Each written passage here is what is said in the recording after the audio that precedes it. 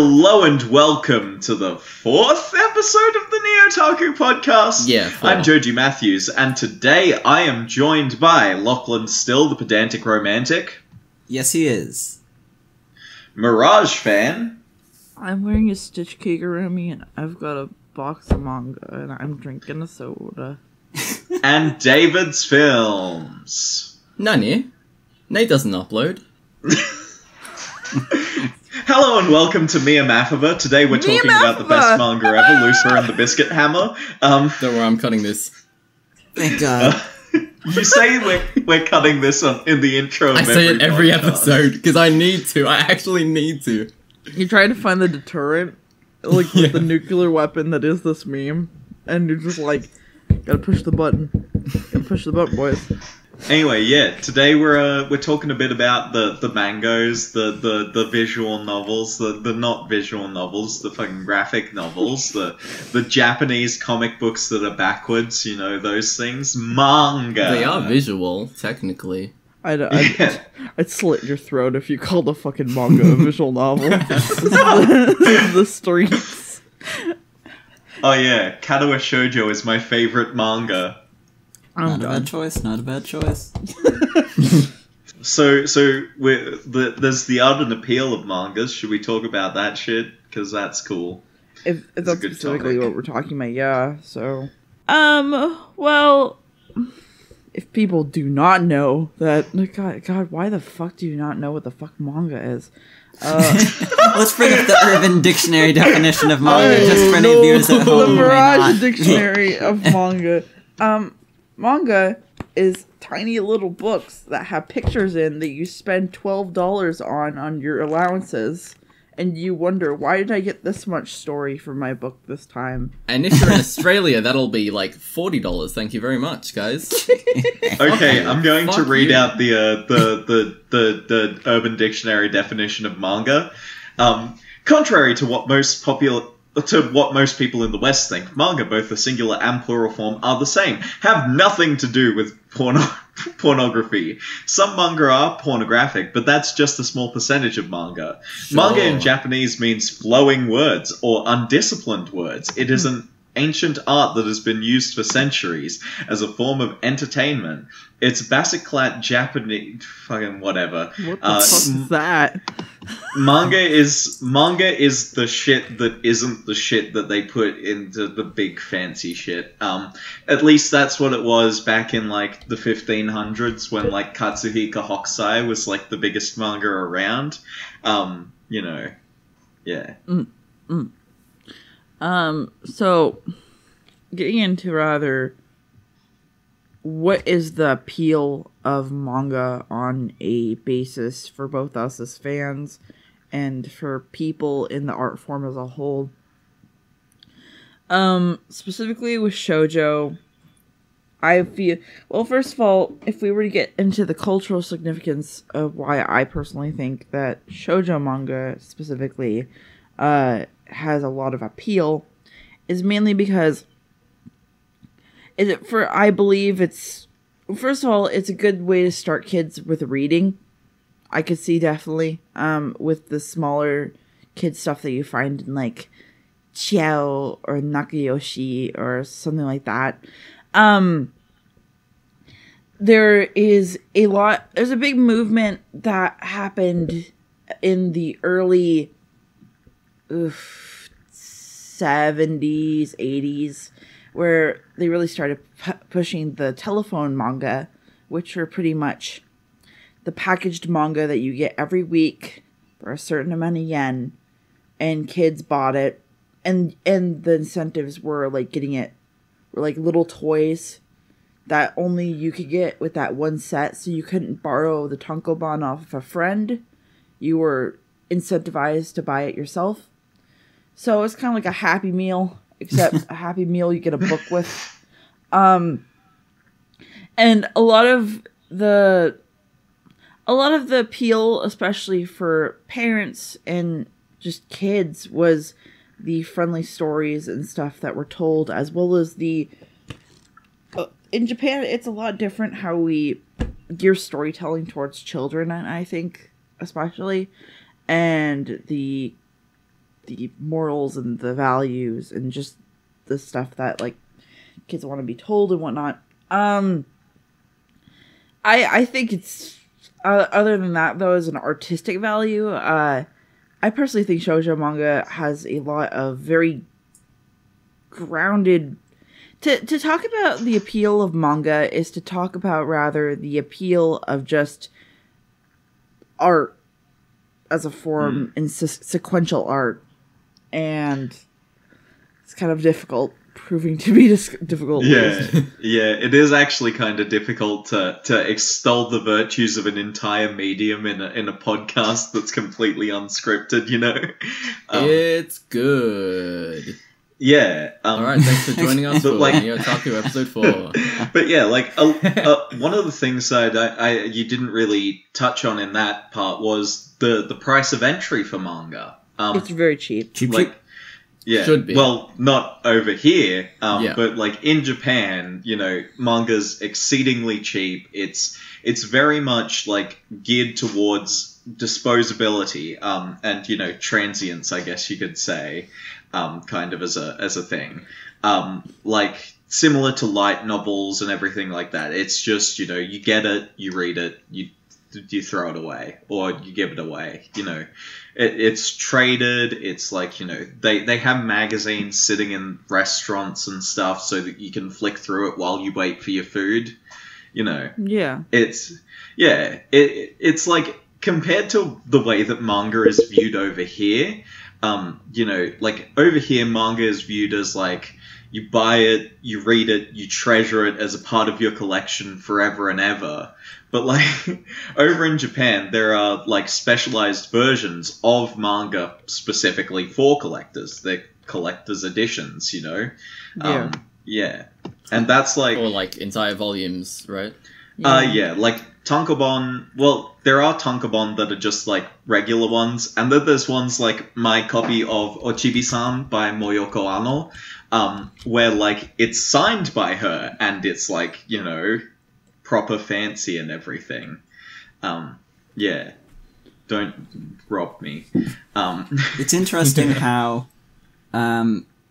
sort of preceding our modern era of mobile entertainment, smartphone games, and the such, manga filled that role, and continued to do so. Long train rides into the city for work. Manga is the perfect sort of lightweight, easy, mobile entertainment for those situations that a large portion of the Japanese populace find themselves in. And that's how you get sort of the image or the stereotype of the Japanese salaryman reading Shonen Jump on the subway on the way to work.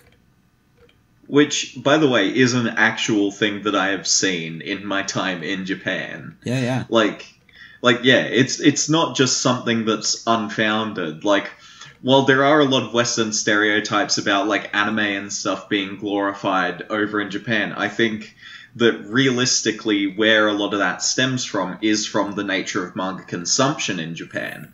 Because it's very much like a quick and easy medium to consume, you know. It's always going to be there every single week. It has everything that you want in it and maybe a bit more, you know.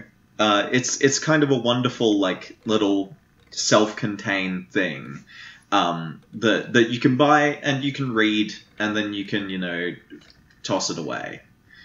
Yeah. I think the one thing, especially for us though, that really appeals for manga, and one of the reasons at least I got into Japanese like media and whatnot, is the kind of stories that are told and the rather the varied amount of subject matter and whatnot, and what Japanese creators are willing to expel that rather than American creators, because cartoons really aren't treated with the same kind of reverence that they are like in Japan over here. So yeah, anime is a bit of a microcosm of manga. It draws upon it very heavily, among, you know, other things like novels, what have you. And one of the interesting things about anime is just the sheer variety of weird ideas and premises that it'll end up having. And manga, it could be argued, has that to an even greater extent, just because the barrier to entry in terms of getting lower. Your stuff out there is so relatively low. You can just put something relatively niche or odd out, and it will get a release, and it will get some degree of circulation. Yeah, I mean, like, try and name a big-name manga creator that's, like, huge now, excluding Eiichiro Oda, who didn't come to that level of success through doujin conventions and stuff. You will have an exceedingly hard time, right? And, like, that's one thing that I need to, like, just say. Doujinshi, not porn. Doujinshi means created by one person artwork, right? And so, like, the Hiroyuki Imaishi created doujinshi all through his childhood. There's like this huge idea. Hideaki Anno, he created his own battle manga while he was in middle school and stuff like that. And that would be classified as doujinshi. The guy that wrote Aoi Hono, he came to a significant level of prominence, in his college years through writing doujinshi, and then eventually, having his big break through, not Shueisha, Sunday, whatever that company's name is, I keep forgetting it. But, like, yeah, the manga industry in Japan is so huge, there's so many different publications for it, that realistically you can have anything get published there. It's this very broad spectrum of things that get released over there, which compared to here, it's exceedingly narrow, like even in terms of scanlations and stuff. Yeah. Well, there's just a broader sort of market for that type of material. Manga is sort of normalized and just recognized as another part of Japan's media landscape to a degree that maybe even graphic novels aren't quite over in America. It's just a very normie thing, potentially, in spite of there obviously being very out there and niche titles within it. But that low barrier to entry is something that's really special about manga, I think. Not just in a publishing sense, but in the sense that just one person as a kid can sort of create their own manga. You hear stories all the time. Most of these prominent creators were drawing their own stories, in single-digit age ranges when they were kids in elementary school. And so you sort of get started young, and you can do it throughout your life without need for a great deal of resources or outside assistance. Yeah, like, in terms of the equipment that it requires to get published, you need some pencils and the right size paper and some ink, and that's it, You can enter anything into one of these big, no-name competitions, and, you can get published. You can become, one of these potentially huge creators, Akira Toriyama, started from nothing, became, giant. Dr. Slump started out as, like this weekly gag manga, and then it evolved into what we now know as the entire Dragon Ball Empire. It's a very, like, creative, medium in its sense, because the way that invention is pushed is really interesting, we get a creator like Eiichiro Oda who says, I'm going to make this thing for 25 years, And there are mangaka who've been doing it since the 60s, who, the longest running Shonen Jump manga ended last year with the death of its creator. Like, that's Oh, which one? I can't remember its fucking name. It was like some police procedural. Officer? Yeah, policeman. Right? Yeah. Oh, and it had, like, the sort of, like, blocky kind of art style, did it? It's, like, sort of... Yeah. Had, like...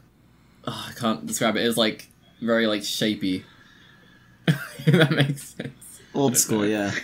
Yeah. Yeah, it was very much old school. And, like, that's kind of the really interesting thing, is that even what we call old school manga isn't really old school, because, like, you know, people consider the works of Tezuka to be old school, but then, like, there's 400 years of manga before that, you know? Like, yeah. It's just really interesting to look at from, you know, this perspective of, you know, I'm an art historian. That's the fucking most pretentious thing I've said on this podcast yet.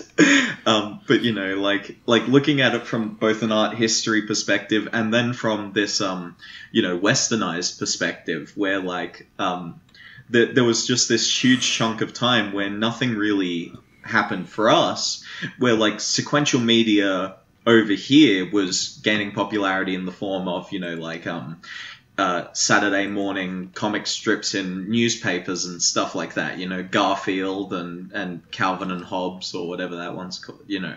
Like, yeah. These, you know, like, sequential media and the divide between nations in how it's consumed is really interesting as well. But yeah, to look at, like, how we define time frames for all of this is even more interesting, because, you know, for all intents and purposes, the manga that the West know of really started in the 1950s with, you know, Teclon Atom, and then, you know, that began to, like, proliferate by, like, the 1980s with Dragon Ball and all that. One thing that really stands out for me specifically about getting into manga is rather that, like I said a little bit earlier, there's a lot more for your buck with manga, over here at least. I tried to get into comics back when I was, like, a kid. I still kind of am. I'm a DC nerd. But, like, there's just so much more to read and enjoy, and I feel like I'm holding an actual book. I always was worried about bending my comics when I was a kid, so...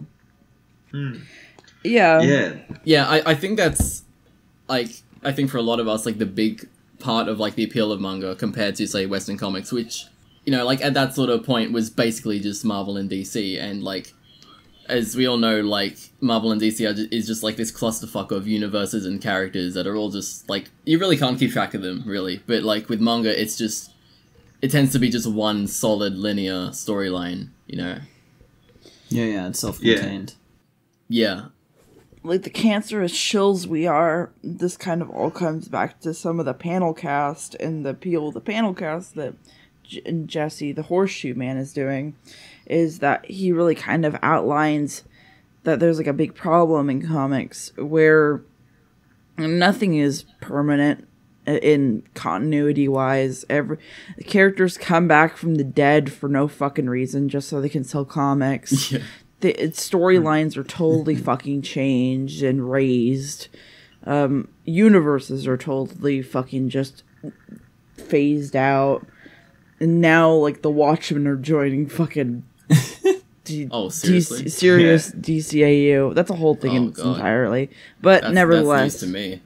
Yeah, that's sort of the contrast right behind these giant designed by committee IP conglomerations we've got in the West versus the highly individualized nature of most manga over in Japan. And there's certainly sort of corporate fuckery, but it's of a different kind because it stems from the basis of the creator sort of having final say and control, and so them having to, like, really try and lobby this individual to try and get whatever changes they want through, and so there's more of a human element in that it's an individual, and then there's a back and forth where it's sort of a battle between their will and their instincts as to what would be the right path forward, and the advice and insight of the publisher and editor.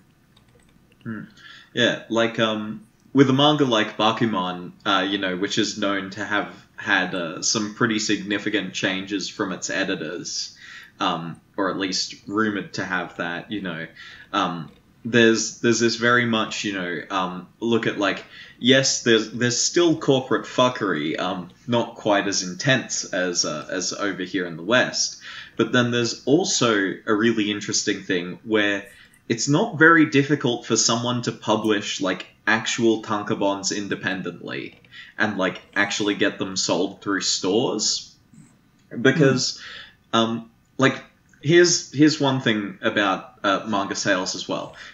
You walk into a 7-Eleven in Japan, you won't see tankobons anywhere, right, at all. Like, they are just the magazine issues, right?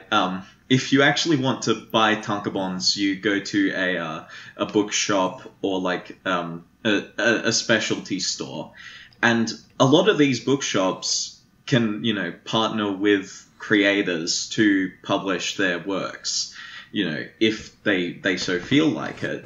Because again, with like bookstores over in Japan, at least from my experience and memory, there's not so much of a huge chain like linking all of them, because I know over in America there's like Barnes and Noble, and over here there's like Dimmicks, and that's basically where, you know, all of your books are sold. But in Japan there's this very large emphasis on these small businesses that, you know, sell specific things which are tailored to their customers. It's kind of a really interesting demographics exercise that you can see, like when you're doing all of that. Yeah. And sort of like from FLCL, you've got Naota's dad just heading into the bookshop to hawk his shitty Newsweek magazine thing that he's made himself there. Yeah, exactly. Yeah, that I remembered what I was going to say. And then it slipped away from me. What the fuck? Damn it! Why does this keep happening? Oh my gosh! I'm a dumb boy. I'm a dumb girl. I do also kind of want to like point out one other like huge difference between sequential art in the West versus in Japan, and that is publications. So you walk into a comic book store and you spend your like whatever $2 on like a single issue of a comic. Instead of that, like when you're buying a manga magazine, you're getting, you know, like 20 or 30 different manga depending on the publication for, you know, like $5 to $10 again, depending on the publication that you're buying from. And that's like what's really interesting about it, is that instead of saying this is this franchise and this timeline and all of this, it's saying here's a bunch of stuff with a common thematic thread. There you go. You know. I would like to see what the numbers are of the sale of the sort of the weekly or monthly publications from all these different places, Shonen Jump and all the other ones, as opposed to sales of the individual volumes of each series themselves, and how it compares. Like, obviously One Piece, I'm sure, is outselling Shonen Jump, but for maybe a smaller, lower visibility publication, like what percentage of people who are reading a given series contained within it are reading it through that weekly or monthly publication of everything, and how many are just buying that specific series? Because the dynamic of sort of consuming a dozen series at once, one chapter at a time, is a really interesting one for sure. Yeah, it is. And that was the other thing that I wanted to point out with volumes, is that unlike a lot of Western publishing, where like there's the publisher's cut and then there's the artist cut of that, you know, and then there's the store cut on top of that and tax and all that stuff. With like the manga publishing industry, Shueisha gives, like for Shonen Jump, this is the one that I know the most about.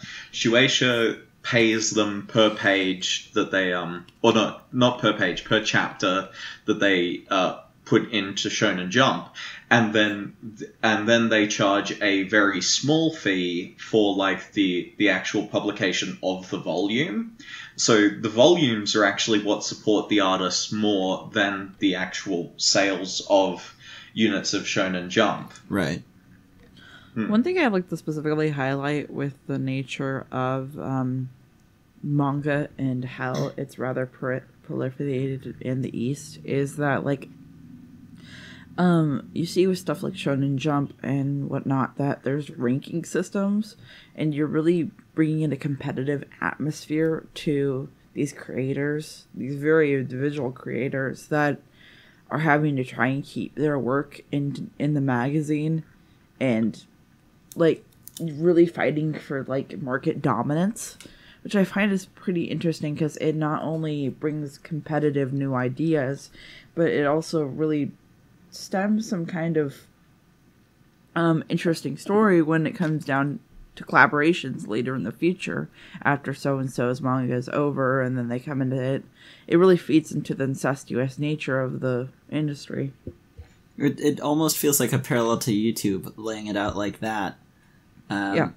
The idea that you're, on the one hand, trying to produce your art, but on the other, sort of being conscious of the fact that you've got to frame it in such a way that it'll have a relevance to people, that they'll find it and appreciate it, and it will sort of stick in their minds enough to justify the ongoing existence of that art. I'm now intrigued with the idea of having like cliffhangers at the end of every YouTube video, to keep the audience hooked. I want to see that. I want to see like vlogs with cliffhangers. Like, oh, hang on. Yeah. Is this a cliffhanger? Is this an act? Like, I don't know if this is intentional. Was that one thing that I wanted to... I think it was. There was one thing that I wanted to say about like the nature of that kind of competition, and that is the existence of two manga that are basically the exact same thing, being published at the same time. So, but they're framed very differently, right? And that is Toriko and Shokugeki no Soma, right? Like, they're both battle shonen manga with a center around culinary arts as, like, the basis of all of the puns and everything, right? But Toriko takes it in a JoJo's Bizarre Adventure direction, and Shokugeki no Soma went off and it forged its own path. And that's, like, a really interesting dynamic to see, because you see how much Shokugeki has, like, outsold Toriko in, like, such a short amount of time. Yeah. It's hot. Well, like, also, because Eyepatch Wolf has talked about it recently, we could also talk about the rise in new shonen manga and the vanguards of old turning to the vanguards of new, which is pretty interesting. I think we're going through a very interesting time, especially, like, obviously new manga comes in every year or so, but this is the specific time where we have a lot of new IPs and a lot of reputable, like, publications. Well, we've got a lot of new paths to publication as well, right? If we want to talk about a web sensation like One, or a more niche web creator able to gain some degree of a following for her work, like the woman who wrote my private report on a lesbian experience with loneliness. Yeah, I think it's pretty interesting. Like, I like the small microcosms of what manga creates, especially like you have I don't know if they have them really in Japan, because again, I don't know, I've only seen them in cons, but the proliferation of manga cafes and having a big little library for people to go into and read manga while they're at a maid cafe as well. It's pretty interesting. Well, the nature of, like, the manga maid cafe is kind of a hybrid of two things that both exist. So, like, manga cafes are, like, a pretty huge thing. People of all ages go there because, in essence, it's like the Starbucks inside a Barnes and Noble, except it's the entire place, right? It's a Barnes and Noble inside a Starbucks. Do we have maid cafe literature now? Instead of, like, Starbucks literature? You hear that all over the fucking Hell Bunker all the time. Yeah, but, like, basically, like, what you do, you know, you go down, you, like, get your fucking pot of tea, and, like, you know, you select, like, your manga, and you can, like, sit down and read it a lot. Not a lot of them are full service or anything. There are a few. Although there's actually one in Taiwan which is really interesting, which is a full service one. It's also a full service hotel as well, so that's like kind of weird. But yeah, like the nature of like manga seeping into basically every asset of like daily lives in Japan is really weird and interesting, and like both from an outsider perspective and from the perspective of someone who's like, you know, deeply intrigued by the academia of it and like the statistics that get released. You know, it's just really cool to take a look at how like people interact with, you know, manga and its publications and everything. Yeah. I think now is a good time to start transferring rather into the art of manga and actual manga. The original topic request from the viewer. Yes, please. Instead of economics. Oh god, what have I done? Yeah. I'm sitting here flipping through manga as we go. So. Ooh, I think David has a lot to say about manga. Yeah, David. Yeah, sure. I suppose I do. Yeah, so I think, like, as a medium, like not just manga, but just like the whole sort of comic thing in general, I think it's just great as like just a medium for like independent artists to just create any kind of story. Because like as a filmmaker, you would need, you know, crew, actors, lighting, cameras, a fuck ton of equipment. As an animator, you need like a shit ton of time and, you know, probably a whole team as well.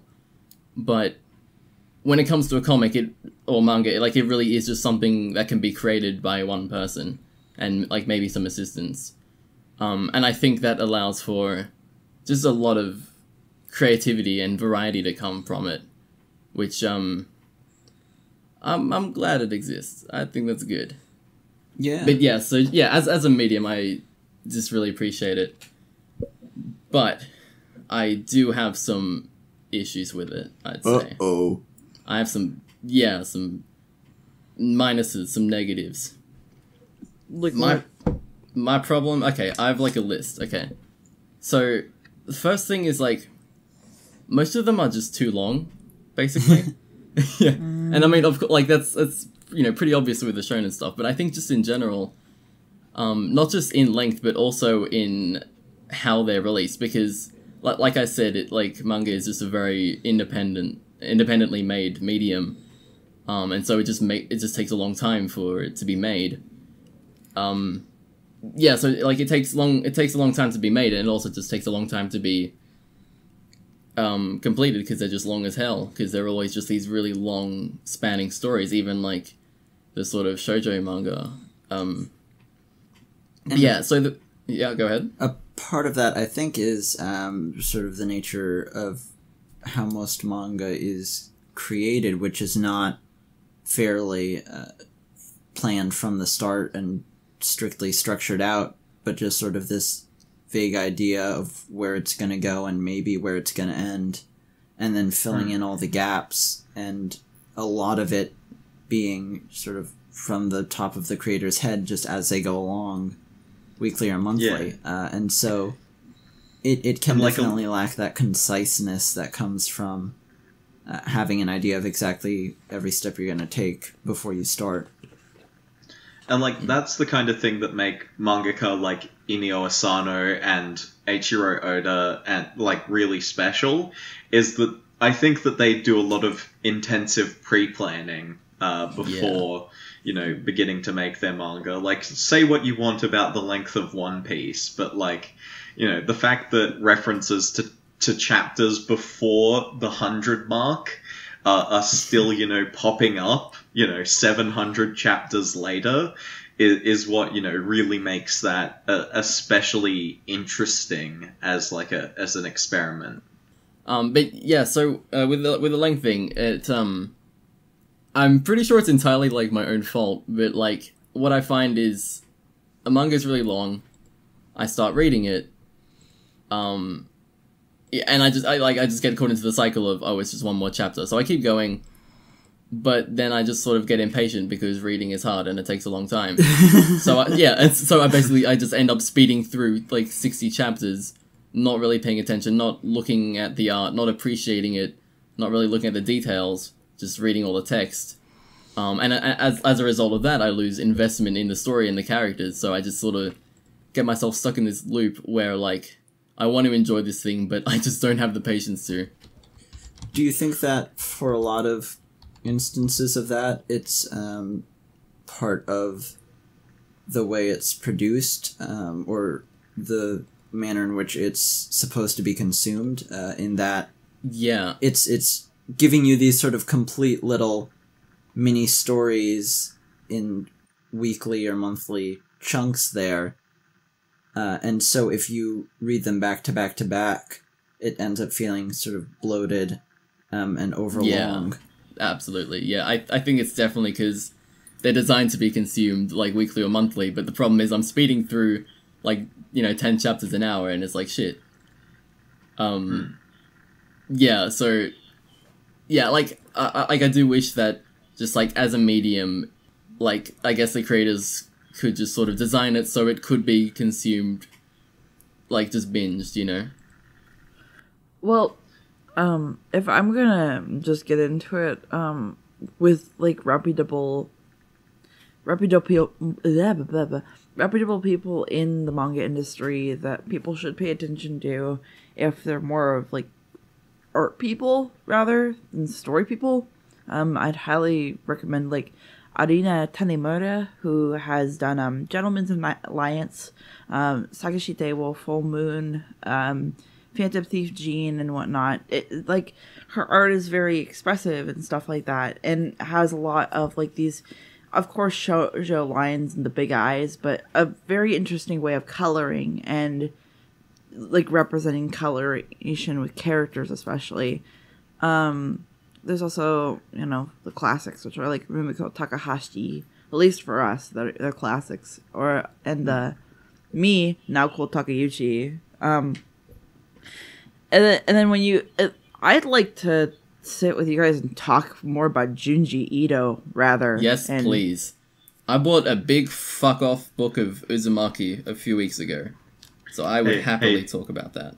Hey, David, how much did that book of Uzumaki cost you? Oh, God, no. I don't want to talk about it.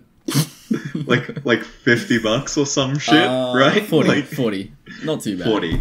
Yeah, not too bad. For, like, the entire thing, it's... Yeah. But in the range of what is the actual appeal of manga, I feel like Junji Ito's work kind of speaks volumes to this conversation. Because you're really asking, like, what is the appeal of some kind of absurdist art that I feel that manga kind of is. There is one counterpoint that I want to bring up here, which is a quote from Mori Hono from Aoi Hono, right? That cannot be a manga. Its art is too good. How are you possibly going to be able to make that on a weekly basis? The entire nature of manga as a sequential medium is the fact that it is able to be stretched out over a long period of time through various publications. Right now, that's kind of a very much traditionalist viewpoint on like what manga is, but like I think it solidifies like this kind of divide that there is between manga. There's very much works that are made to be just constantly pumped out, and then on the other end of the spectrum, there is the stuff which speaks volumes to the capability of the medium, that's experimental and like out there. Junji Ito, people like I'm trying to think of a name. Not like even Inio Asano. He's able to publish fairly regularly. Like yeah. There are artists who drop out on regularity to instead focus on being able to publish something of a higher level of quality. Which, can, in essence, do better stuff with the paneling and, like, the layout of pages in manga. But then, on the other end, there's one which is the distilled essence of manga as narrative, and then the other side, the distilled essence of manga as art. And there's very little crossover there, I guess you could say. Mm. Were we going to continue with Junji Ito, or...? Yeah. I'm just reading through a ton of Junji Ito stuff and just talking about, like, if we... Wait, I didn't know that Junji Ito did Pokemon fucking Tankobons. What the fuck? What? He supposedly did some work on like Pokemon Company stuff where he took some of his art with some of like the really creepier fucking Pokemon and fucking did some of that. Like, I'm not ready for my childhood to be broken today. But I mean, I think we should talk about Junji Ito's largest masterpiece, A Shit to Remember. Yes, I discovered that recently. Okay, I'll give you a bit of backstory. Okay, so I recently installed a manga app on my phone, and I was like, okay, so let's check out some more of Junji Ito's stuff because I love Uzumaki. I opened up like the sort of collection thing that they have. First chapter I see, chapter I don't know whatever, like 70 something, A Shit to Remember. And so I open this, and it's like this 10-page story about this kid who finds a shit in, like this guy selling shit at, like, a fete. And he buys it. Plastic shit. And he buys it. I think it was real. Maybe it was. And so he buys it. This kid buys it. He brings it home. And then it freaks everyone out. And, and that is just the end of it. Part of it goes missing, and then the other part goes missing. And that's the end. I don't even remember. Shit. Yeah. But, like, it's this really off-kilter, like, super unhinged aesthetic of, like, just a stupid gag manga that you would find in any publication in terms of, like, its writing and narrative, yeah. The one thing that pulls me personally, though, to a lot of Junji Ito's work is that the women... I love Tomi, because it really kind of parallels a lot of the stuff that is in shoujo and is kind of a prevalent force in that. I really love the depictions rather of women in like Junji Ito's work, and specifically how he draws them. I find them, I don't know, there's something ethereal, I suppose, to their faces. There's something really ethereal to all of Junji Ito's work, though. Like, it's almost otherworldly. That, like... Yeah. And I know for sure that work like Uzumaki or Tomi or fucking Junji's Cat Diaries couldn't be told in, like, movies, really. Like, unless you wanted to literally fucking scar somebody for life. Well, I mean, Uzumaki did get adapted into a movie, and it's like... It's okay. Oh, yeah. You know. I remember the trailer for that. Yeah. Welcome back. Junji Ito sure is neato. Hey. That's my Oh god, cents. I want to fucking kill myself. Yeah, Ito is Neato, you know? Like, yeah. He's Grave Lord it's Neato. interesting. That's how he comes up with all of his imagery. Yeah. Let's see here. Well... It seems like we're pulling at straws. We really aren't. We're just trying to come into a way of really dissecting this as a conversation piece. I just got back here, so I had no idea where it was going on. It's just such a huge, like a huge topic. It's like someone suggested that we talk about the topic of anime. Like, like this is an anime podcast. Right? Like, yes, let's talk about the vast expanses of the medium, from that one 1980s hentai which integrates live action and animation into the same settings, right? And has really shitty encoding in every single rip that you can find. But, like, you know... Give us better topic suggestions. Except don't, because then we won't have an excuse as to why the podcast is terrible. Give us good topic suggestions, but also we're not going to be fucking elitist fuckbags about you giving us not good topic suggestions, so... Yeah. Beggars like, no, can't be I actually... choosers. I still have plenty of bitchings to go through, if you don't mind. Yeah. No, it's fine. Go in. Yeah, okay, yeah. Let's shit on manga for a bit. Like, let's fuck say that. fuck you. Fuck that shit. Yeah, so... I find that, like, in order to get myself, like, fully immersed into a manga... I basically have to imagine it as if it was animated or as if it was a movie. I'm not sure if, like, do you guys experience that? I mean, like, for us especially, like, I feel a lot of people get into anime before they get into manga, and like Yeah. I personally take manga and then I animate it in my head, but I could see it myself where even if I'd still be enjoyable for me. One personal quirk that I have a problem with specifically with a lot of romance and shoujo and like clamp work is that there's a lot of unnecessary fucking pausing for dramatic effect, and that a lot of zoom ins on faces that just don't really say a lot unless you just picture it being like a zoom in as an animation. I just imagine them just staring at each other for a solid 5 minutes and shit like that, and being just like, "So, I love you." No, but I personally find it really grating. This isn't particularly with manga as an art form, but rather manga just as an industry, is that a lot, art's gonna vary a lot, being that it's so personalized, but I feel like sometimes there's kind of no barrier for entry. Like, yeah, There's I mean, have quality you read shit control, like people. Lady and Old Man? Like, Lady and Old Man is the worst drawn manga I've ever read. I still can't believe Sonichu got a submission to Shonen Jump. Shonen Jump Yeah, for 10 whole years. I can't believe it.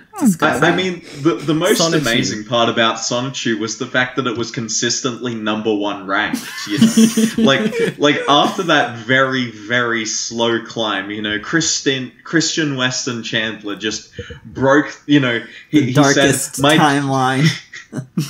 he said, "My drill is the drill that makes the heavens," and he pierced through the building of Shueisha, and he became the world's single most famous mangaka. Oh god. Yeah. A positive though to offset the dramatic pauses is, and you see this specifically with JoJo. I had to mention JoJo because my friend told me to mention JoJo.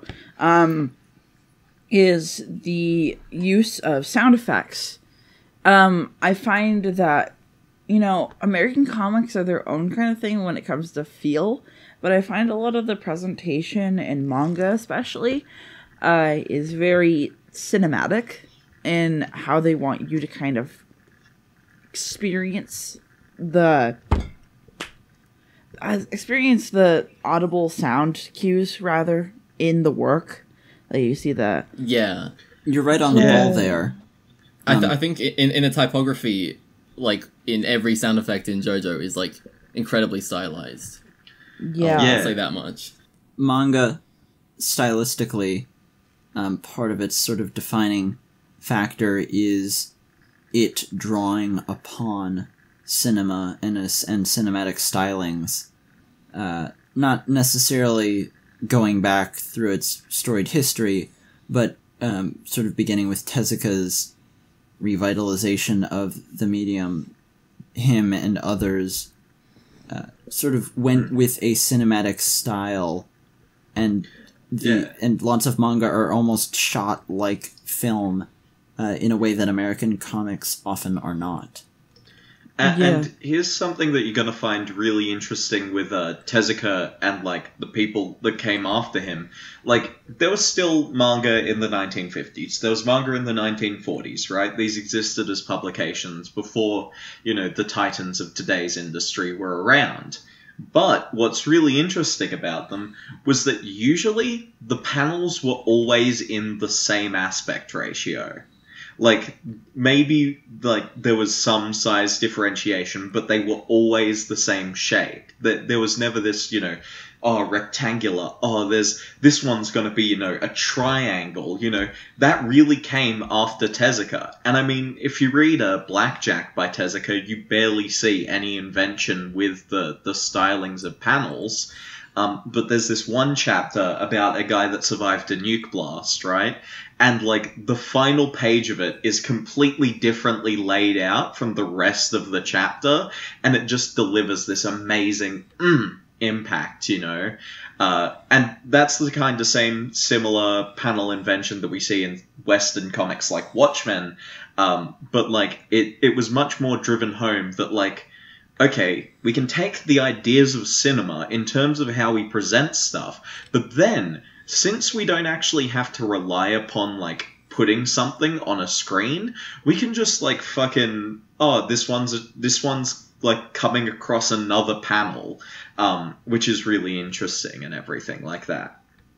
And early shoujo manga, Moto Hagio, and sort of her movement in the early 70s did a lot of experimentation with paneling and stylization of panels as they sort of built up that shoujo style and aesthetic. Fucking love Moto Hagio. I love Ryoko Ikeda. Ryoko Ikeda especially has some... when you start jumping, though, into the more art-based part of manga, Ryoko Ikeda's work is by far some of the fucking craziest shit ever. Like, you're talking about...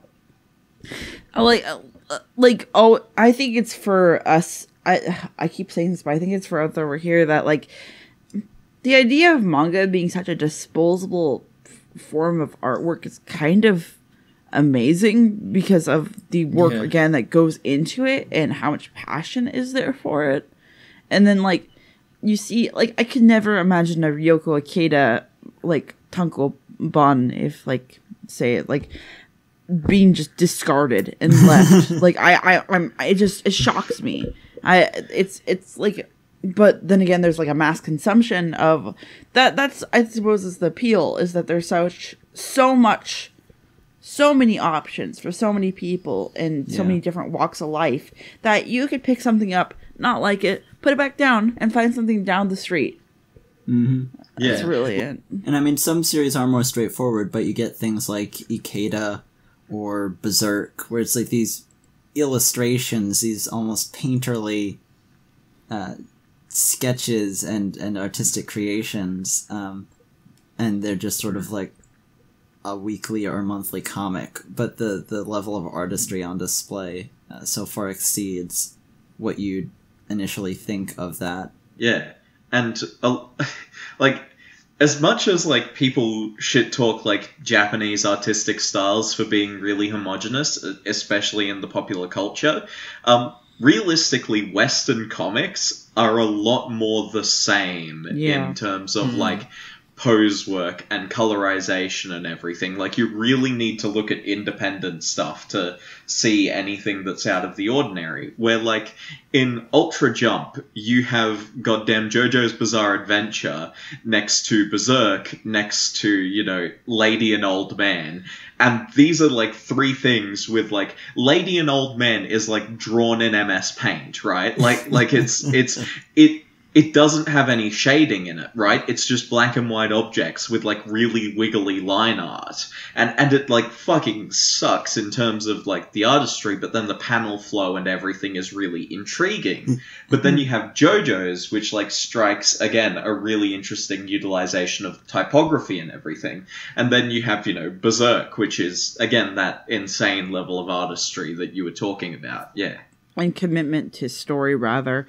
Because, again, I keep shitting on American comics. I know that they're good. I know there's some great things about them, but rather the stories told. There's not a lot of variation in the stories told in American comics, because American comics are highly respected, like an art form, like they are in Japan for manga, and this is just kind of me, but and again, I mentioned it, but if we're going to talk about rather the appeal of manga, and on top of it, the good art, we also have to talk about the shit kind of poor art, but the fantastic stories like One Punch Man, and that really concentrates the appeal of manga and why people enjoy it so much. Yeah.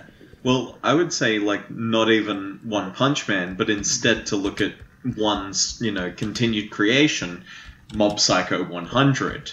Because, you know, that's something with a complete emphasis on narrative. It's not very jokey. It's like, incredibly serious with its subject matter.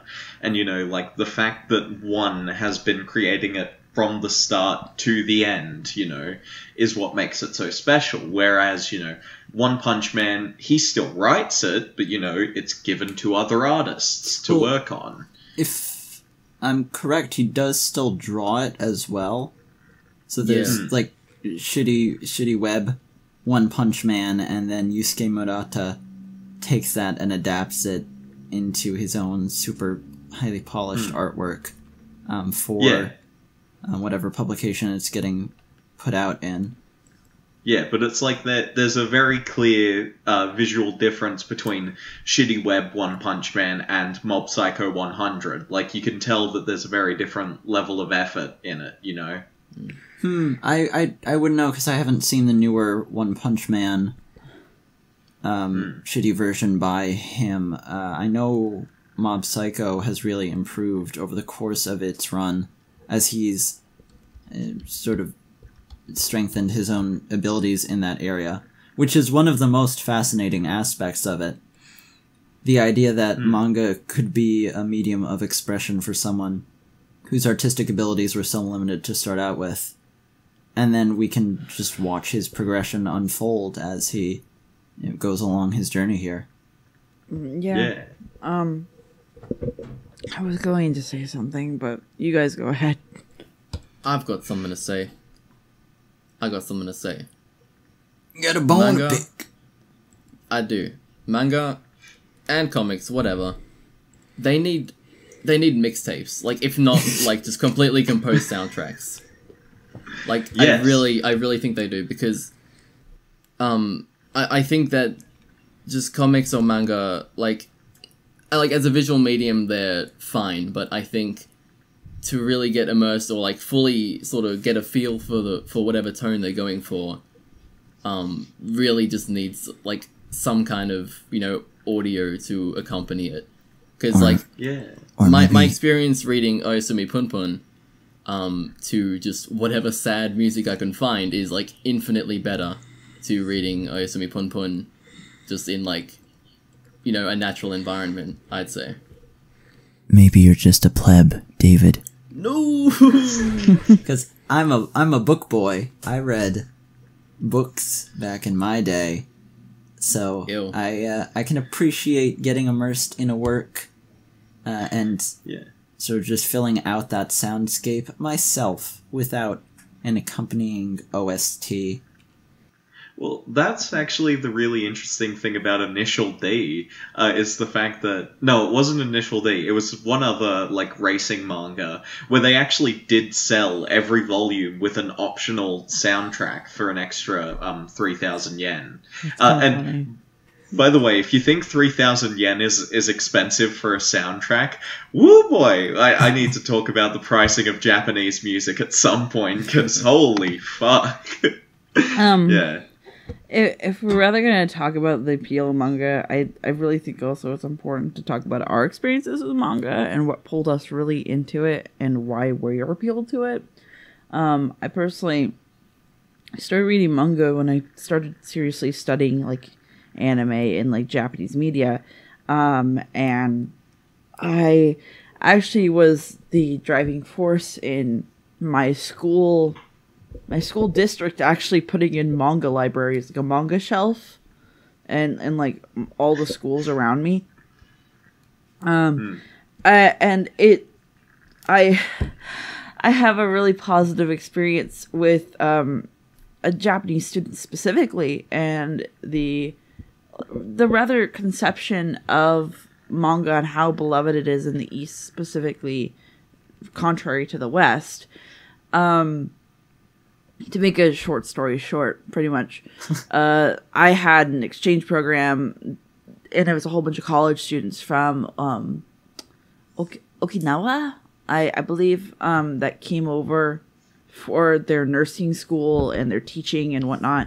And we're a trade city with some Japanese cities too. So, anyhow, they came in and they wanted to know about our program and whatnot. And when they came into the library, they saw the big shelf that I started commissioning, like, the school district to try and make for all the schools in the Spokane area. And it has like covered in fucking manga, and all the girls fucking screamed, like fucking screamed. They were like hype as shit. And like, I've been to their campus before. They don't have really that much, and if they want manga, they have to import it. But like, they saw this, and like, there was girls pulling out their phones with all their keychains and shit like that, and just taking pictures. The teachers, the like instructors, the professors were so kind of upset because it was just like, they're supposed to engage in American culture, and they're just so happy. But that was the moment. That was the moment I sat there and I watched that. I'm like, being a weeb is a good thing sometimes. But it really teaches you how beloved this kind of stuff is. Like, same thing with like kids cartoons over here, that there are certain IPs and whatnot that really matter to people, and that these aren't just weird works, Chinese finger paintings that are enjoyed in some other place. These are real stories and characters that connect with people on a day-to-day basis. Yeah.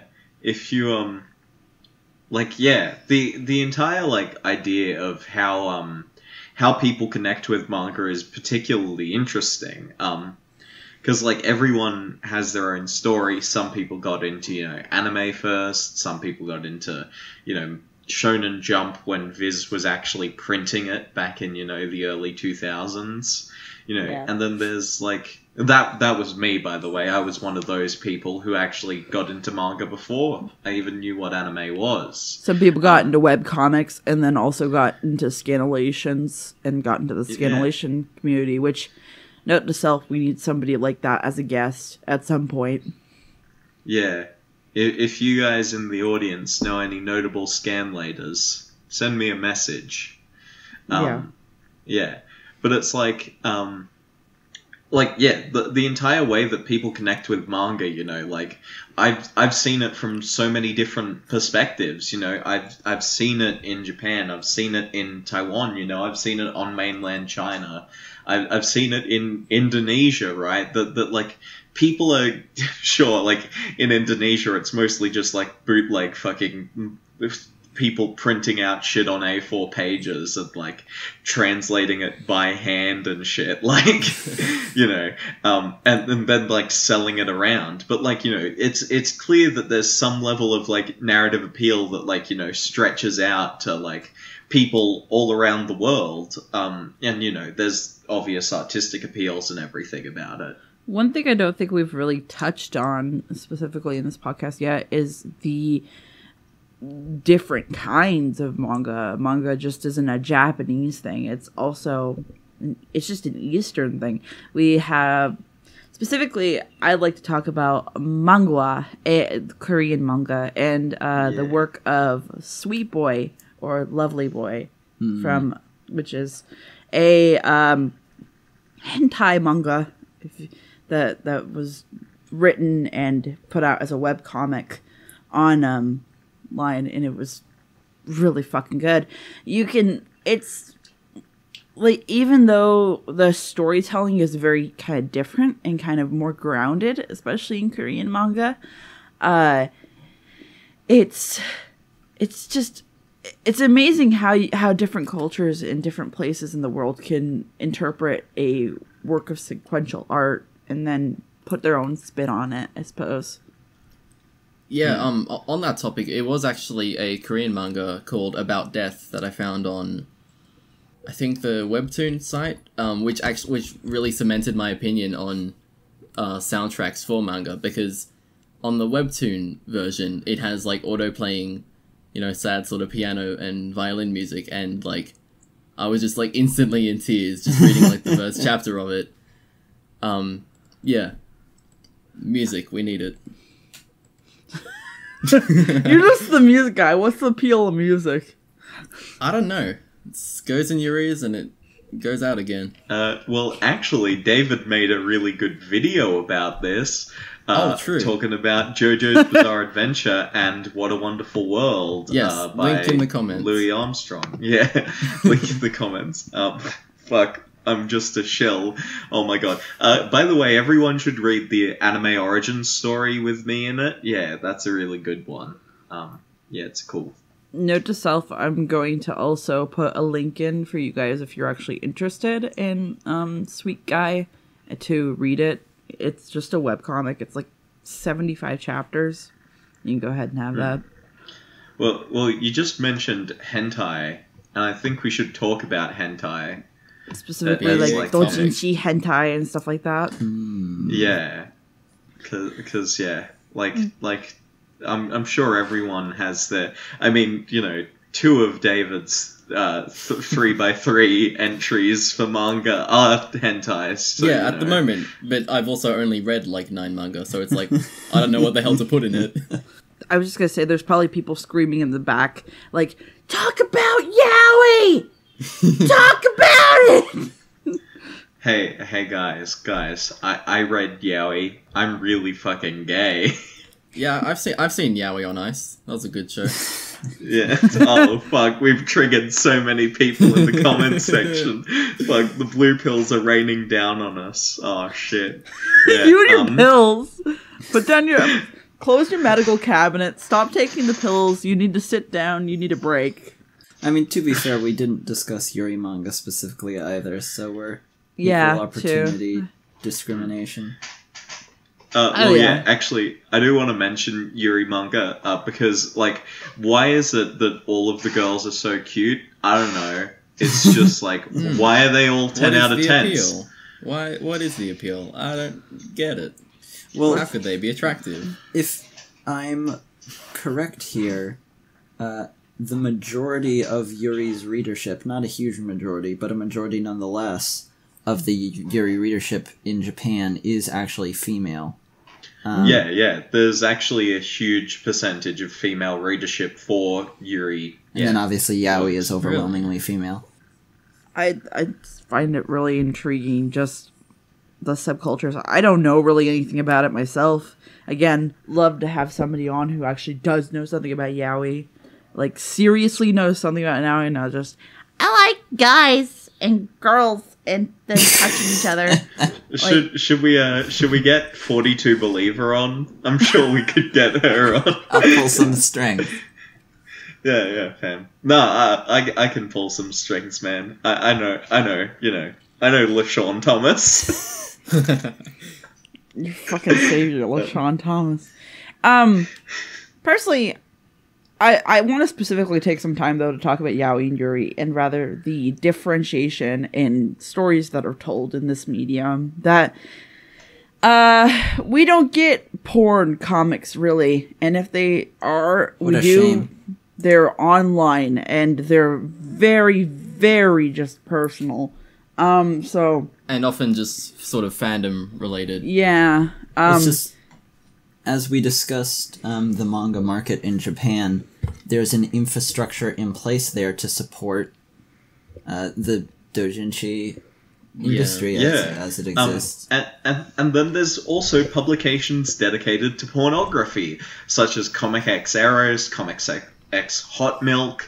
You know, there's like so many of these different little $7 like fucking publications. And one of my favorite manga artists is a hentai artist, right? Nozoi is their like name.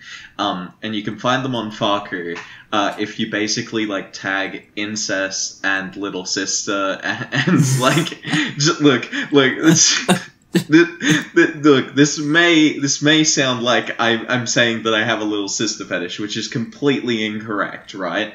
But like, like just the way that they style their art is like incredible. It's very much like messy, and it's like conveyance of like the mental states of characters, which is a really cool thing. Yeah, and it's cool to see weird artists getting supported by, you know, these publications and everything. A number of real manga artists do get their start there. Yeah, well, Shokugeki no Soma's artist, he was hentai beforehand. You know, and I mean, like, I mean, the Japanese porn industry leads a huge way into, like, actual industries. I mean, you look at Akiyuki Shimbo and, you know, like, he, you know, I mean, he did do episode directing of Urusei Yatsura and stuff beforehand, but, like, then he was, like, he was porn for a while, which was great. I stand by that we need to do a whole podcast on hentai and just talking about hentai. Maybe we should do a whole series of podcasts about hentai. Wink, wink, wink. Oh shit, that's so subtle. I'm subtly marketing I would stuff. be interested in getting our good friend Hentai Samurai as a guest. Oh yeah, Hentai Samurai, dude. Our YouTuber friend who's not somebody else. Well, I hope the move really isn't doing anything to him, being that, Yeah. you know, Digi's leaving for his little RV hodunked life and is going to have sure to... what the closet living situation for old Samurai Maybe there. he's going to have to go live in the furnace room with Jesse. We never Let's know. just say I can pull some strings, and I can even get Onamaster on if you guys want that. That'd be good. But I mean, like, he and I share a room, but I don't ever want to see him, right? So if he's on the podcast, I will not be on, right? Like, Okay. Like, New mission, boys. Yeah, you know. New mission for anybody who wants a kiss on the cheek. Get me a Mega Milk shirt. I'd love you forever. I've wanted one of those forever. I love Faku. And before I went to subscription based, I fucking followed the shit out of Faku, so... That's our new weekly segment. What does Kiss Mirage on the need this cheek. week in exchange? Kiss on the cheek. And also our weekly David's car segment right at the end, which will happen at some point. Should we move on to questions? Because we did get a question. Only one, though. Before we move on to questions, I want to highlight the boy that gets the kiss on the cheek this week is Lord Liquid Bacon, who was such a sweetheart that he gave me a Anime Bites torrent invite link, and I love it, and it's great, and you're a good boy. You get the little paper hat on your head. Yeah, you get some love, and you will always be in my thoughts. Good job, dude. Actually, there is also someone that I need to give a bit of a kiss on the cheek to for sending me some really cool stuff. I mean, sure, Joji's kiss on the cheek isn't that great. Maybe we should like call it. What should we call it? This Joji's friendly handshake. Joji's friendly handshake. Or kicking the dick. Either or. Shout out to Hiba22 for like giving me some of the most interesting information about the history of ADV and fan subbing in the West that's out there, and I'm going to hunt down any and all information that I can about this topic, and then I'm going to, I don't know, do something. Yeah. Yeah. Anyhow, questions. So you get a firm handshake. Good job. So yeah, our question again is from Lord Liquid Bacon. Yay! So yeah, as a follow-up to last week's question, who is your least favorite TPC member? Whoa. Oh no. Oh Awkward. no. We're gonna burn bridges here. Patreon.com/band saints. Okay, I got one, and you guys can't steal it. My least favorite one is Jeff Thu of Mother's Basement. I still haven't removed his channel. He ain't a PCP no more, and he's not in the channel box anymore. So Still counts. yeah, Fuck you. Yeah. Hey, Jeff was such okay, a look. bad PCP that he's no longer a PCP. Look, you may call me a fanboy all you want, but Jeff has a good place in my heart. Yeah, he's a thick he's boy. cool. Yeah, he's a pretty cool dude. Then that's that's What about that that's cool. fucking school shooter beta male Monkey Jones, right? Oh yeah, fucking fuck this piece of shit Monkey Jones. He's fucking talking about being a beta male, and he wrote a fucking edgy as shit book. He calls it like the Bible or some shit. I don't fucking know. And like, what? Who the fuck thinks that Cory in the House is a fucking anime, or that is a good joke? What the fuck, dude? Like, Has he never been in the seriously. debate conversation about what actually makes things anime? Jesus Christ, Monkey Jones. Get with the times. We've done such a good job keeping the I memes also out have of the to, podcast for the week. Yeah, but then true. Lord Don't worry, Liquid I'll edit Bacon this comes out. in here. I also His have question to say and that my spoils. least favorite is Digibro because he has an absurdly long foreskin. God damn it! No, I don't want to think about it again. So, But if I was to give people an actual like answer, God damn it, we're sisters in arms. But Mage, I'm sorry. I don't know you. I don't really see a lot of you. There's I less of think an emotional connection there. I think you're kind of cool, but like you're kind of my least favorite. Not that there's anything against you. Rather, I don't know. That's me. Okay. So let's see here. There's so many questions. Jeez. do you have the updated Google form? Yeah, I'm looking at it right now. Yeah, because it has like all the ones that we've answered and haven't. Yeah. Yeah. So Shrek and Harry Potter again. God fucking just stop. Stop. Look. Okay, if someone PayPal's me $20, we will do. David and I will do a stealing your No. mama like it was simple. It's nicking your mama like it was simple. Nicking your mama like it was simple. We will do a 2.5 hour debate about Shrek versus Harry Potter. Okay, like. Except we'll both be on the same side because Harry Potter's trash. Yeah, exactly. Fuck you, J.K. Rowling's. Damn, SJW.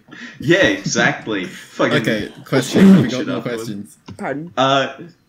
Well, we have a lot of suggestions, and I like kind of want to just quickly jump through a couple of them and just like say, like Kizuna AI. What do we all think of Ai-chan? A nice, fun, novel thing.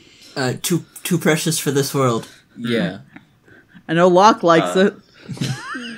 Yeah, no, I'm Hi, a fan of her. Virtua YouTuber. Yeah.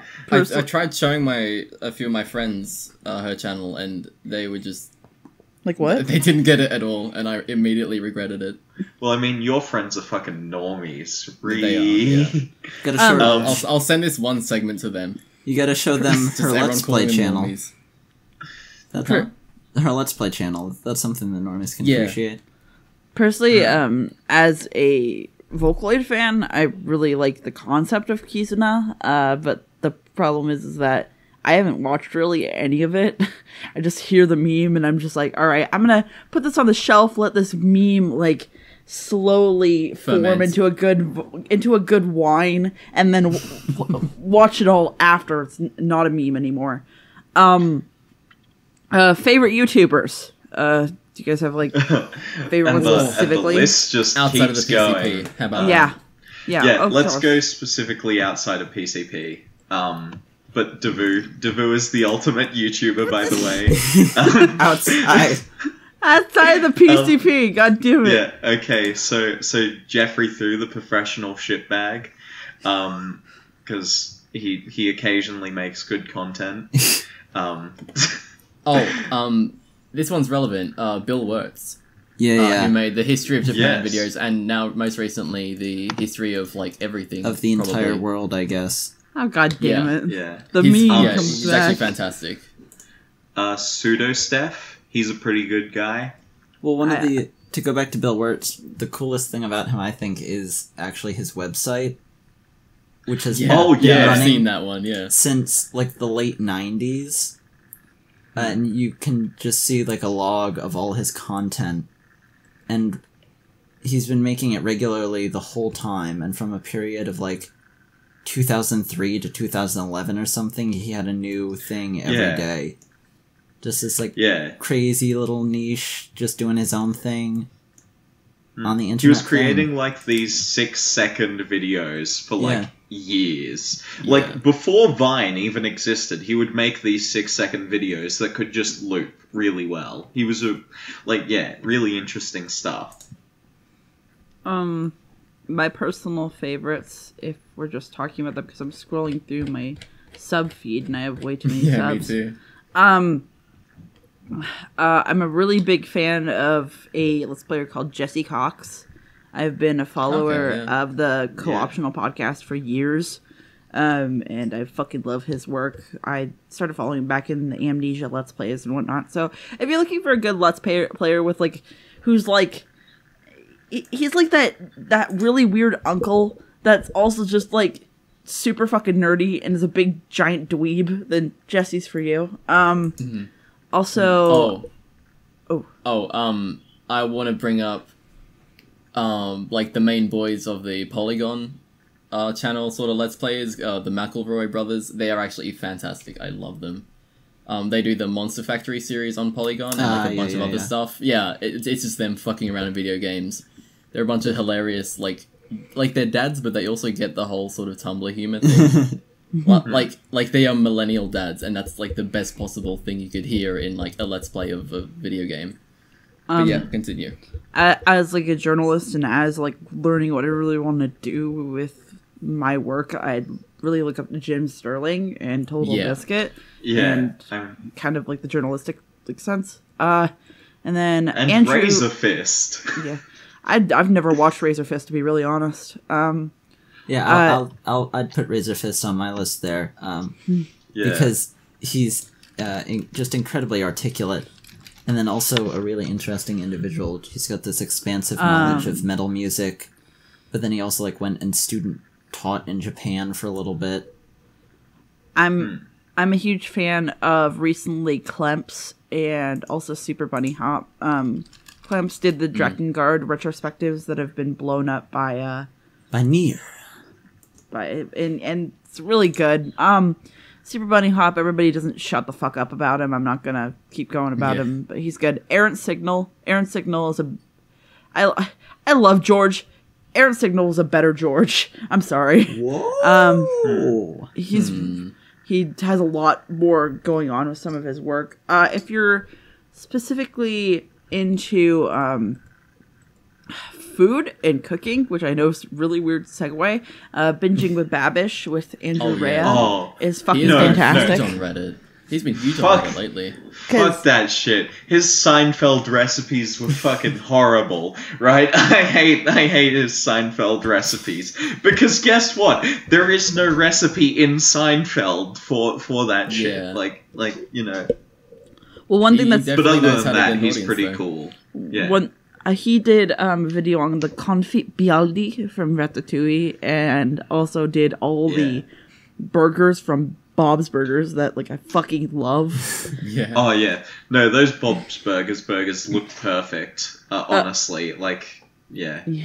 The meme that everybody loves, the needle drop, aka fucking that is the plan. Antoine Fantoine. Yeah. Calcachester. His channel. Best meme in the game. Best fucking teeth in the game. Yeah. He's not like rather on top of his game anymore because again there's a lot more, but Glass Reflections is pretty solid if you're looking for that easy kind of get in. If you want to watch a theater production.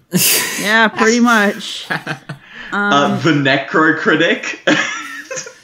Internet Historian, as you all know, is fucking fantastic, and everybody should watch it. Being that I'm not a 4chan loser like some people are, I don't understand it. An Internet Historian makes me understand it. So if you're a normie that doesn't understand what the fuck 4chan's deal is and why weaponized autism is something you should be should be feared, watch an Internet Historian. Yeah, like here's the thing: Internet Historian most of his videos are mediocre, right? The iPhone special and the DashCon one are probably two of the best. Oh, and Habbo Hotel, right? Like, those three are probably the best videos he's ever made. Balloon Boy is also pretty up there. But the rest of them are, like, really mediocre, but they really show you how much weaponized autism can cause in terms of damage. And, like, how it can just ruin someone's life. What about a Shia Yeah. LaBeouf one, where like he's talking about like the whole "we will not divide us" thing? Like that was pretty fucking good in my opinion. That's just me. I don't That know. whole ordeal was fascinating. Yeah. Yeah. Let's see here. If we want to get, I'm just throwing out stuff that I like. I know people are gonna disagree with this, but I really love Pro Jared and Cat Icarus.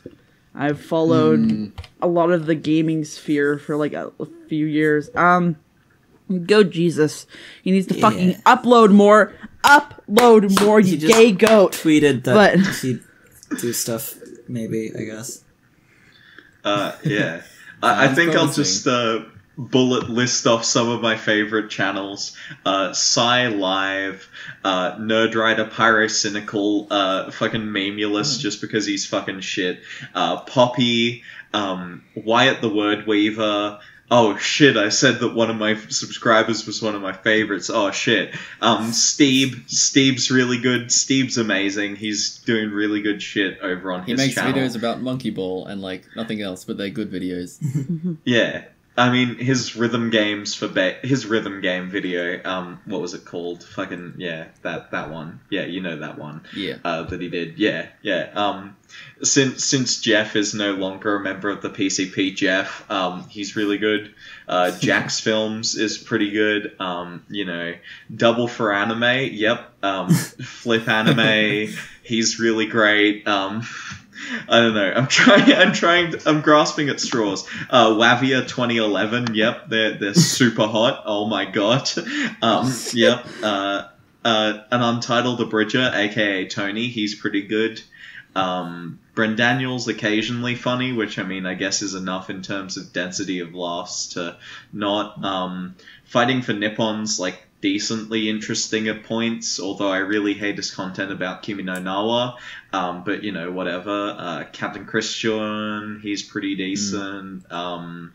Fucking Pause and Select, he's pretty good. Yeah, you know, Yeah. Joe, he's pretty interesting. Subsonic Sparkle, really interesting. Then there's that anime snob, probably the best anime critic on the face of the internet. The otaku chick, the best YouTube commenter I've ever seen. And you know she's listening to this. Oh gonna be yeah, mad. she's Oh, gonna man. be mad at me. She's like, "Hey, aren't you that one guy that donates to Jeff?" I'm like, "Yeah, whatever the fuck." And then the pub crawl. That's probably the best channel that isn't one of the PCP. I'd like to quickly throw in Brandon Rogers. He is great as a filmmaker, as a comedian, and as a scriptwriter. He's just hilarious. Sisters in arms in the small community we have. If you're into magical girls and you're as much of Harajuku trash like me, because trust me, I am, Pixie Locks is fucking fantastic.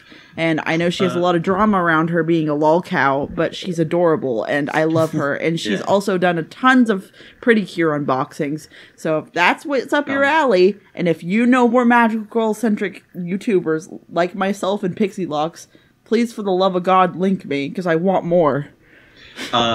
Also, I'm going to really recommend the Kawaii International YouTube channel as well as Japanology Plus, both from the NHK. Oh my god, the NHK, they're coming to kill me, oh my god. Yeah, anyway, and then there's Tony Type Collection, who does some really cool figure unboxings. And, I mean, if you want to take a look at Japanese trains, he just, like, films them pulling in and, like, leaving stations. Yeah, it's like... Awesome. I have some really great taste in YouTube channels. We should probably segue into another question if we can. Unless Yeah. Lopez, any to throw in. No, Okay. you named most of the big ones, and Yeah. this has been like a 10-minute segment. Yeah, holy shit. Yeah. Well, Don't people worry, we'll wanted cut the it out. suggestions. They wanted it. So Sweet young boys. Let's just say sweet young boys. Who's our favorite sweet young boy? sweet young boy. Ooh, Number man. one, sweet young boy. Shit. Damn it. No. I have to be selective about this. What, like, are we talking characters? Because I mean, Just in general. Um, Just, things that exist in the spectrum of sweet, young, and boy. Okay, well, my ones are Hinata from Haikyuu, Deku from My Hero Academia, Simon from Gurren Lagann, Mob from Mob Psycho, Koichi from JoJo, and Punpun when he's like little from Oyasumi Punpun. I don't think Punpun is sweet at any point. I think Punpun is the most vile. When he's young, he is. He's so innocent. I mean, I guess So he's nice. innocent, but he's not nice. Yeah, Sweet. I suppose he's just very passive and like just like the bird kind of drawing. Sweet young boys for me that come to mind is Xiaojuan from Cardcaptor Sakura, because he's a little bitter little tart. He's a little tater tot, but gosh damn, he's a fighting tater tot. That is. Fucking what else? I want to throw in Pico from Boku no Pico just to fucking meme. But No, that's not okay, even- Pico is genuinely a sweet young boy.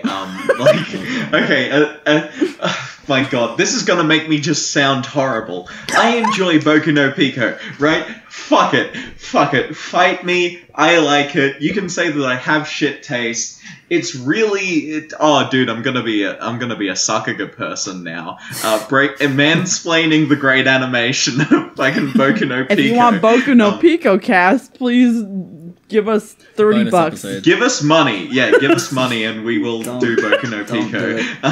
We're done. We need to stop. Yeah, it's time to stop, as Filthy Frank once said. God damn it. we wrapping up? I Are we don't, wrapping up? I don't fucking know. Yeah. Okay. We're gonna wrap up. Yeah. Well, don't I worry. would just like to announce just that I am doing maintenance on my car today. Wait, this week's topic was submitted by a viewer just like you, and there were like 2 different submissions, and I don't think either of them had names tied to them. There was no names ever attached to it. So guys, why aren't you leaving names? Why can't I just call you by your name? Because no one in their Please. right mind wants their name associated with this podcast. Do you want that kiss on the cheek or no? Pick and choose, boys. Pick and choose. Anyhow. Yeah. Anyway, bye boys, Mirage here. Bye, boys. We're out here. Bye, boys. Mirage here.